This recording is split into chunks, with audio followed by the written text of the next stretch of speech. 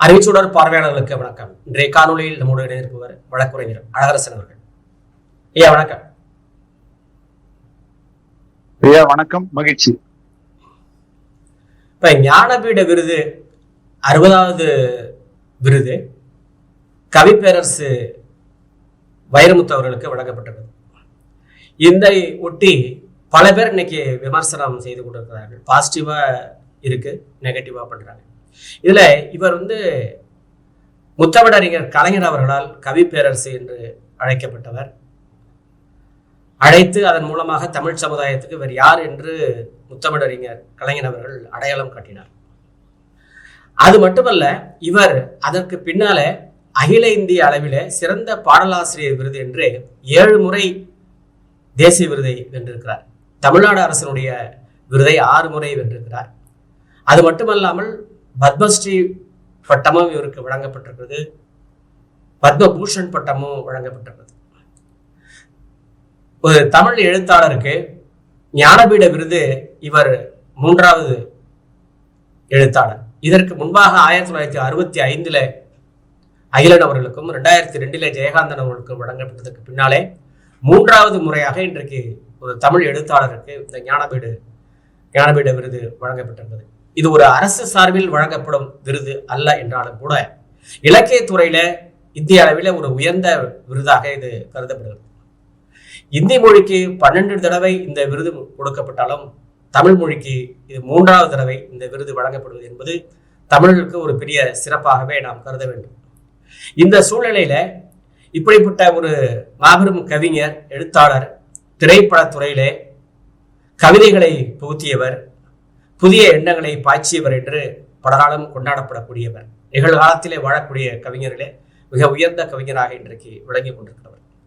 இவர் திராவிட கருத்தியலை தாங்கி பிடிக்கக்கூடியவர் என்ற வரிசையிலே இன்றைக்கு இடதுசாரி எழுத்தாளர்கள் மூலமாக, இடதுசாரி எண்ணம் கொண்டவர்கள் மூலமாக பல்வேறு வகையில வன்மங்கள் கற்கப்படுகிறது.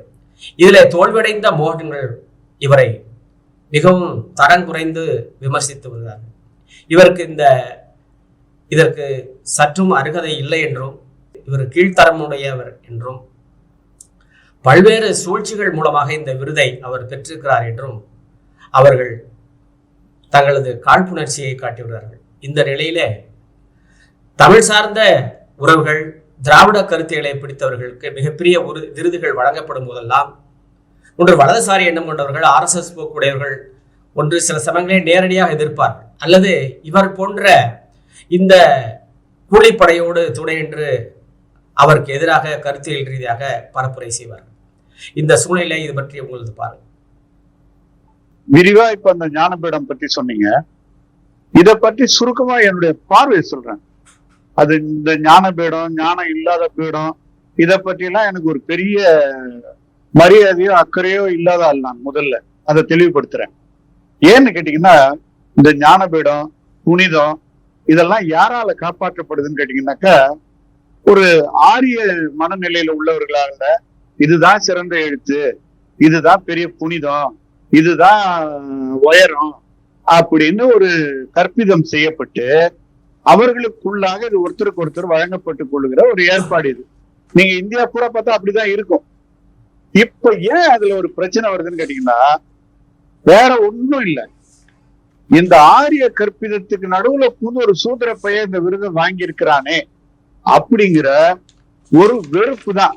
அதனாலதான் எல்லாரும் ஒரு வெறுப்பு வாய்க்கால் வெட்டுவதற்காக வசவு மண்வெட்டிகளோடு வந்து நிற்கிறாங்க. வேற ஒண்ணும் வரிசையில் நிக்கிறாங்க, வேற ஒன்னும் கிடையாது. ஒண்ணு நான் இன்னொன்னு கேட்கிறேன். இப்போ ஒரு பட்டுக்கோட்டை கல்யாண சுந்தரம், ஒரு பாரதிதாசன், ஏன் ஒரு கண்ணதாசன், இன்னும் ஏகப்பட்ட பேரு யாருக்குமே ஞானபீடம் கொடுக்கல. அதனால என்ன, இப்ப இந்த மண்ணின் மக்கள் ஞானத்தில் அவர்கள் பீடத்தில் அமர்ந்திருக்கிறார்கள். இது ஏதோ பாப்பான்லாம் ஒரு வரையறை பண்ணி அதுல ஒரு 4 இது இவர்தான் உயர்ந்தவர் தாழ்ந்தவர், அந்த கற்பிதத்துக்குள்ள போய் ஞானபீடம் தேவையில்லை நமக்கு. இது இவர்கள் காட்டுகிற உயரம், உண்மையான உயரம் அது இல்ல. மக்களுக்கான உயரம் தான் உண்மையான உயரம். இந்த அடிப்படையில தான் இந்த இப்ப விவாதத்தை நம்ம பார்க்கணும். இது எதுல இருந்து துவங்குச்சுன்னு சொன்னா, ஜெயமோகன் ஒரு இவரு அவர் எப்படின்னு கேட்டீங்கன்னா, ஒரு துளைக்கப்படாத ஆரிய கோமணத்தின் தொழும்பு அவர் என்ன. அவர் சொல்றார், வைரமுத்து இந்த விருதை எப்படி வாங்கினாருன்னு சொல்றாருன்னா, நாலாந்தர எழுத்தாளர் கீழ்த்தரமான முயற்சிகளால வாங்கி தமிழ இழிவுபடுத்திட்டாரு, சிறுமைப்படுத்திட்டாரு, இது தமிழுக்கு நேர்ந்த அவமானம், இத சூழ்ச்சி பண்ணி வாங்கிட்டாரு அப்படின்னு சொல்றாரு. சொல்லிட்டு என்ன சொல்றாங்க, இந்த விருது எப்படி கொடுக்குறாங்கன்னு தெரியுமா, அது அந்த சிபாரிசு இந்த சிபாரிசு அப்படி இப்படின்னு அதே வாயால பேசுறாங்க. எந்த வாயால சாப்பிடுறானுங்களோ அந்த வாயாலேயே பேசுறானுங்க. என்னன்னா, இப்ப நான் ஒரு கேள்வி கேட்கிறேன், நீங்க தான் சொல்றீங்க ஞானபீடம் உயர்ந்தது, அது புனிதம் அப்படின்னு. நீங்களே இன்னொரு பக்கம் என்ன சொல்றீங்க, அதை சிபாரிசு பண்ணா வாங்கிடலாம், அதை லாபி பண்ணா வாங்கிடலாம்னா, இப்ப யார் மேல காரி துப்புறது? அந்த ஞானபீடத்து மேலதான் நீங்க துப்பணும். அப்புறம் எப்படி புனிதம்? அது லாபி பண்ணி வாங்குற பொருள் எப்படி புனிதமா இருக்க முடியும்? இல்லையா? என்ன காண்டு உங்களுக்குன்னு கேட்டீங்கன்னா, உங்களுக்கு கிடைக்கலன்ற காண்டுல தான் நீங்க என்ன பண்றீங்க, உங்களால தாங்க முடியல. வைரமுத்துனுடைய உயரம் என்ன நீங்க சொன்னீங்கல்ல, ஒரு ஒரு உதாரணம் சொல்றேன் பாருங்க. அவரு பச்சையப்பன் கல்லூரியில படிக்கும் போதே, மாணவரா இருந்தப்பயே அவருடைய பாடம் அந்த கல்லூரியில பாடமா வைக்கப்பட்டுச்சு. அவரும் மாணவர், அந்த கல்லூரியில அவருடைய பாடமும் பாடத்திட்டத்துல இருந்து. அப்பதான் நான் எழுதியிருந்தேன், பயிலும் போதே பாடமானவன், கற்கும் போதே கல்வியானவன் அப்படின்னு எழுதியிருந்தேன் அவர் பிறந்த நாளுக்கு. நான் எனக்கு வைரமுத்து மேல அவர் நல்லவரா கெட்டவரா, வெள்ளம் போட்டவரா வெங்காயம் போட்டவரா அதெல்லாம் எனக்கு தேவையில்லை. அவர் படைப்பை பத்தி பேசணும். இப்ப இவங்க பேசுறவங்க கூட பாத்தீங்கன்னா அவருடைய படைப்பை பத்தி பேச மாட்டேங்கிறாங்க. இன்னொன்னு, இந்த ஜெயமோகன் எல்லாம் யாருங்க, என்ன பெரிய அத்தாரிட்டி ஏன்னு கேளுங்க. அவன் ரொம்ப தரந்தாண்டு பேசியிருக்கான் என்ன, அதனால அவன் மொழியில தான் நானு பேசுவேன் இன்னைக்கு நான். அப்போ இவன் என்ன அத்தாரிட்டி? இவன் இந்த இலக்கியத்துக்கு இவனுக்கு என்ன, இவனுடைய உச்சபட்ச இலக்கிய உயரம் என்ன? ஒரு தோசை மாவு புளிச்சு போச்சுன்னு போய் அந்த அம்மா கிட்ட வசவு வாந்தி எடுத்தது தான் இவனுடைய இலக்கிய உயரமே, இல்லையா? நீ என்னமோ பெருசா கழட்டி கூட்டின மாதிரி அவனுடைய வீடியோவை பார்த்தான். இந்த ஞானபீடம் ரொம்ப கவலைப்படுறாரு அவரு. சரிடா, நீ தான் பெரிய உலகமா பிடிங்கியாச்சா, நீ ஏன் வாங்கல? இதுல ரெண்டு கோஷ்டியா பிரிக்கணும்யா நீங்க.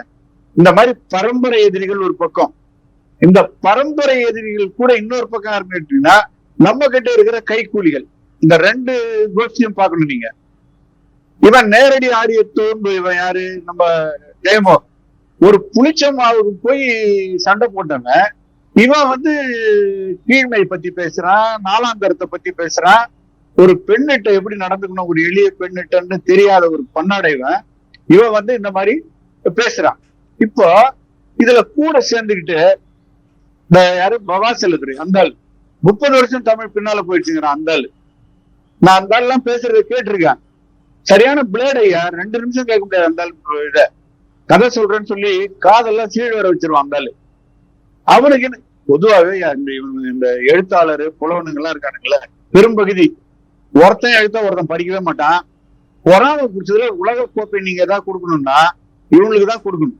எவனும் ஒருத்தன் ஒண்ணு படிக்க மாட்டான், பாராட்ட மாட்டான். நீங்க ஏதாவது ஒரு விமர்சனத்துக்கு கூப்பிட்டா கூட ஏதாவது விஷத்தை தான் கக்குவானுங்களே தவிர, இது இவனுடைய இயல்பு. இந்த பின்னணியில வைரமுத்து வாங்கினாருன்னா எப்படி? இவனுக்கு அவர் படிக்கும் போதே நிரூபிச்சிருக்காரு. நீங்க சொன்ன மாதிரி பத்ம விருதுகள், மாநில விருது, தேசிய விருது, 8000 பாட்டு எழுதியிருக்கிறாரு, 10,000 கவிதைகள் எழுதியிருக்கிறாரு. அவருடைய உயரமே வேற, அது நைல் நதி மாதிரி உயரமானது ரொம்ப. அவருக்கு ஒரு விருது கொடுத்தா அவரை கேட்கிறவனுக்கு ஒரு தகுதி இருக்கும். இன்னொன்னு, இது எப்படி ஆயிடுச்சுன்னு கேட்டீங்கன்னா, இவனெல்லாம் இந்த திருவிளையாடல் படம் பார்த்திருப்பீங்க, அதுல இந்த தர்மி பாட்டுல இந்த நக்கீரர் குற்றம் கண்டுபிடிக்கிறான்ற மாதிரி ஒரு இது இருக்கும். அத மாதிரி இவனுங்க எல்லாம் ஆளாளுக்கு நக்கீரர் மாதிரி நினைச்சுக்கிட்டு, ஆனா நக்கீரர் தான் ஆரியத்தை நக்குபவர்கள், அதனால இவர்களும் ஒரு நக்கீரர் தான். என்ன நக்கீரர் இவங்க எல்லாம் என்ன, இவங்க அதுல வைரமுத்துக்கு அந்த நோட்டை இந்த நோட்டை அப்படின்னு சொல்றாங்க. ஆனால் இந்த மக்களுக்கான இலக்கியம், ஜெயமோகன் போன்றவர்கள் சொல்ல வருது என்னன்னா, சுந்தர ராமசாமி அகிலனையே விமர்சனம் பண்ணாராம். முதல்ல அகிலனுக்கு ஒரு ஞானபீடம் கொடுத்தாங்கல்ல, அதுவே தப்புன்னு சொன்னாராம் யாரு, சுந்தர ராமசாமி. சரி, அதை தப்புன்னு சொன்னவர் அதை விட பெருசா ஒண்ணு வாங்கியிருக்கணும்ல. துணி கடையில் தான் உட்காந்து துணி கழிச்சிருந்தாரு, வேற ஒண்ணும் பண்ணல அவரு சுந்தர ராமசாமி. இவனெல்லாம் ஒரு கோஷ்டி, லாசாரா இவன் சொல்ற ஆள் எல்லாம். ஆனா இதுலயே கானா சுப்பிரமணியம்னு ஒருத்தர், உலக இலக்கியவாதிகளால் மிக சிறந்த திறனாய்வாளர் என்று ஒப்புக்கொள்ளப்பட்டவர் அவரு. கானா சுப்பிரமணியம் அவரே பெரிய இலக்கியவாதி. அவர் என்ன சொன்னார் தெரியுங்களா? தமிழில் ஆக சிறந்த இலக்கியவாதி யாருன்னு கேட்டாங்க. அவர் சொன்னாரு, எனக்கு தெரிந்து தமிழில் ஆக சிறந்த இலக்கியவாதி தந்தை பெரியார்னு சொன்னார். அவன் இலக்கியத்தை இலக்கியமா பார்த்தான். இவனுங்க யாரு, அவன் பின்னால என்ன, இந்த ஞானபீடத்தை பேசுறான்னா சின்மையை பத்தி பேசுவானுங்க. சின்மை ஒழுங்கா இருந்தா வழக்கு போட வேண்டியதானுங்க. என்ன சின்மை சொல்லிட்டா உண்மையா? அது உண்மையா கூட இருக்கட்டும், நீங்க அதை நிரூபிக்கணும்ல. இப்ப நான் ஒருத்தர் மேல சொல்லிட்டேன்னா அது உண்மையா? அது வேற. இவனுங்க கிட்ட விஷயம் இல்லைங்கிறதுனால இவனுக்கு இந்த மாதிரி இவரை ஒரு பழி சொல்லக்கூடிய ஒரு இது. நான் தமிழ் மக்களுக்கு நான் இந்த நேரத்துல சொல்ல விரும்புறது என்னன்னு கேட்டீங்கன்னா, நாம எல்லோரும் வைரமுத்து கூட நிற்க வேண்டிய ஒரு தருணம் இது. அவர்கள் ஒட்டு மொத்தமாக சேர்ந்து ரொம்ப தரம் தாழ்ந்து பேசுறாங்க. ஒருத்தவங்க வைரமுத்து படைப்பை பத்தி பேச மாட்டேங்கிறான். எனக்கு தெரிஞ்சு தமிழுக்கு நோபல் பரிசு வாங்கி தந்தா வைரமுத்து தான் வாங்கி தருவாரு என்பது என்னுடைய தீர்மானம்.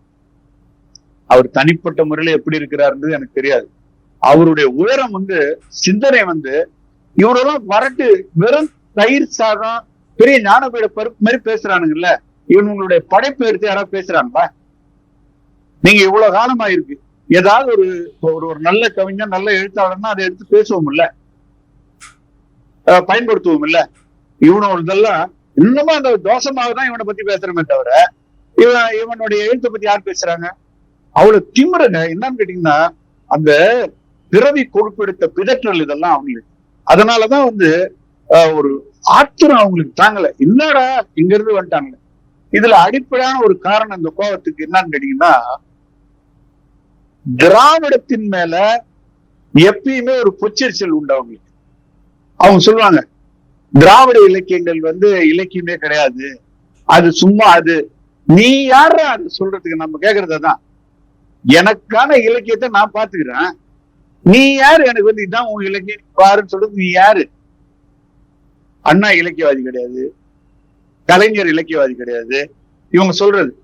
சரி, இருந்தும் இவங்களை ஏன் தூக்கி கொண்டாடுறாங்கன்னு கேட்டீங்கன்னாக்கா, ஆரியத்துக்கான சொம்புகளாக இவர்கள் இருக்கிறாங்க.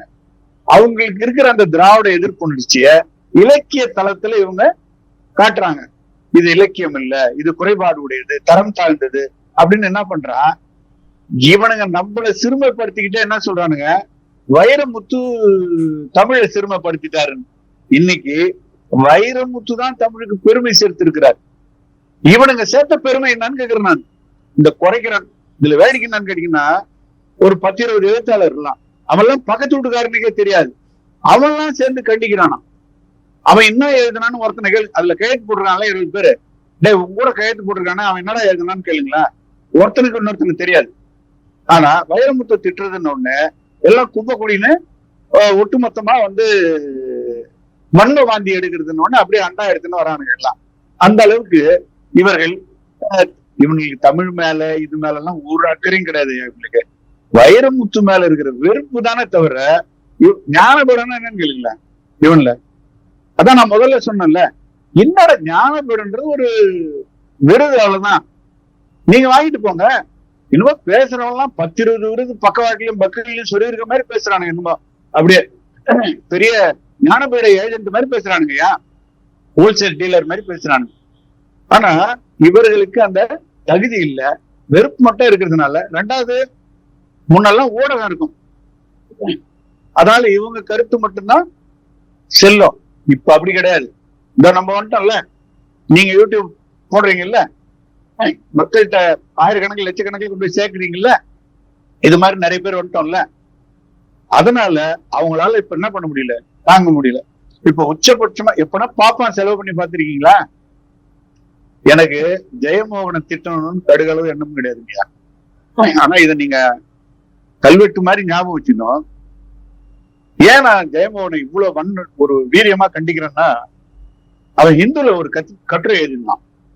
என்ன எழுதினான்னா, தமிழ்ல ஆனா அவனா காணாச்சான்லாம் இருக்குல்ல, அந்த எழுத்தெல்லாம் எடுத்துடணும், எடுத்துட்டு ஏபிசிடின்னு எழுதணும். அதாவது இப்ப அவன் எழுதுறோம்னு வச்சுங்க, ஆ வா இன்னு தமிழ்ல எழுதணும். அப்படி இல்லாம ஏவிஏஎன் இந்த மெசேஜ்ல போடுவாங்க பாருங்க, அது மாதிரி இங்கிலீஷ்ல தமிழை எழுதணும்னா என்னடான்னா எழுத்து பாரத்தை குறைக்கிறானா, அப்பதான் உலக அளவுல தமிழ் போய் சேரும்னு சொன்ன ஐயோக்கிய பையன். ஆனா இவன் மலையாளத்திலயும் எழுதணும், அங்க போய் சொல்லணும்ல. இன்னும் கேட்டா தமிழை விட மலையாளத்துல எழுத்து அதிகம். இப்ப தமிழ்ல ஒரு காணான்னா மலையாளத்துல 4 காணா, 4 சாணா. அங்க போய் சொல்லணும்ல. அங்க போய் மலையாள எழுத்தெல்லாம் எடுத்துருங்க, இங்கிலீஷ்ல எழுதுங்கன்னு சொன்னா சேட்டன்லாம் இவன் எடுத்துருவான். அந்த பயத்துல இவன் அங்க வாயை திறக்குது. என்னன்னா காலகாலமா தமிழனுக்கு எதுன்னு நாங்க தாண்டா தீர்மானிப்போம் அப்படிங்கிற ஒரு மனநிலையில இருந்தவன் இவெல்லாம். புரியுதுங்களா?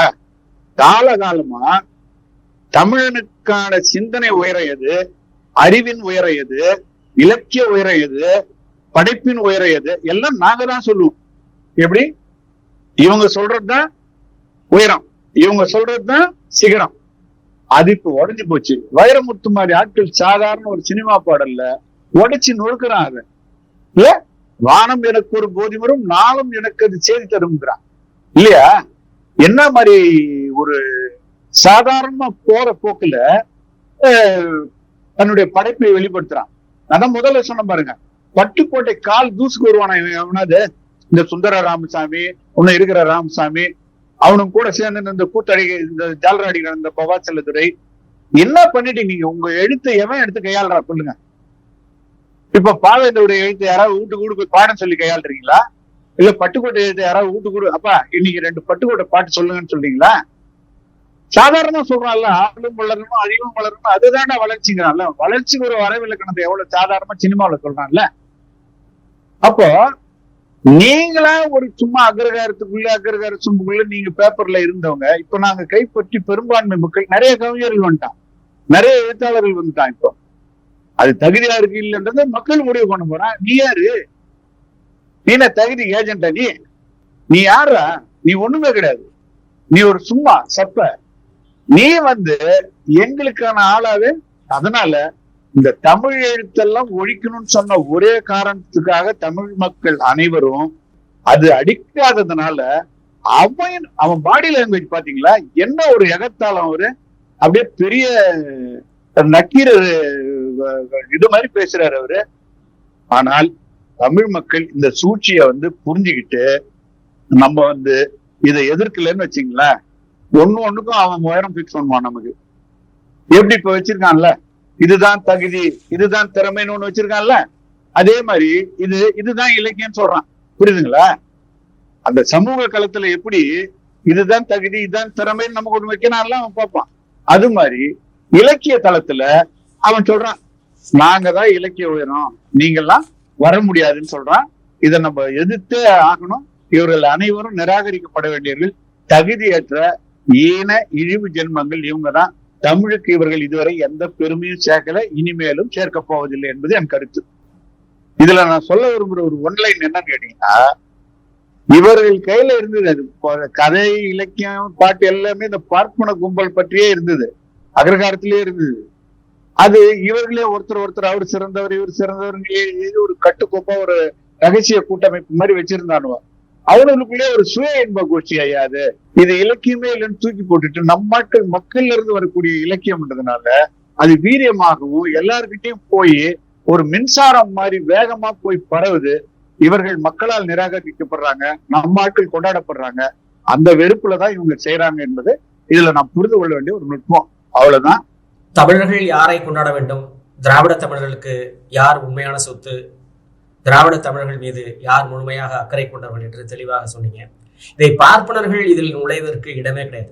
பார்ப்பனர்கள் சமஸ்கிருதத்தை கொண்டாடட்டும், ஆனால் தமிழர்கள் என்று சொல்லிக்கொண்டு அவர்கள் உள்ள இணைந்தவர்கள் தமிழர்கள் நிச்சயமாக அவர்களை ஏற்றுக்கொள்ள மாட்டார்கள். எப்படி தமிழினுடைய எழுத்துக்களை அழித்து ஒழித்து விட்டு ஆங்கில எழுத்துக்களை பயன்படுத்த வேண்டும் என்று சொன்ன இந்த தமிழின விரோதிகள், தமிழ் விரோதிகள், இன்றைக்கு தமிழுக்கு அவர் தகுதியானவர் இல்லை என்று சொல்வதற்கான கொஞ்சம் கூட அவருக்கு தகுதி கிடையாது என்பதை தெளிவாக சொன்னீர்கள். உங்களுடைய நேரத்துக்கு மிக்க நன்றி.